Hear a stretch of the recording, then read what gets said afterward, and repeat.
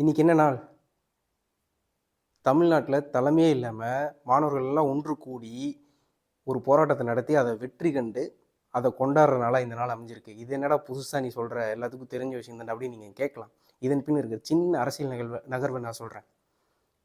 இதே மாதிரி ஒரு மொழிப்போர் நடந்தது, அது எங்கள் தலைமையில் தான் நடந்தது அப்படின்னு சொல்லிட்டு ஒரு சிலர் கொண்டாடும் போது, சொந்தம் கொண்டாடும் போது, இதுவே ஜல்லிக்கட்டையே ஒரு 50 வருஷம் கழிச்சு ஜல்லிக்கட்டும் அந்த போராட்டமும் எங்கள் தலைமையில் தான் நடந்தது, எங்களால் தான் இப்போ நல்லா நடந்துக்கிட்டு இருக்குது அப்படின்னு சொல்கிறதுக்கு எவ்வளோ நேரம் ஆகும்?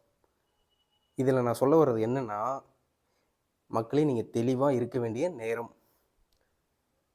கொஞ்சம் விட்டுட்டிங்கன்னா அது இன்னொருத்தர் சொந்தம் கொண்டாடுவாங்க. இது நம்ம அடையாளம், நம்ம இறங்கி போராடி ஜெயிச்சது. இது என்றைக்கும் யாருக்கும் நம்ம விட்டு கொடுக்கக்கூடாது அப்படிங்கிறதுக்கான பதிவு தான் இந்த பதிவு.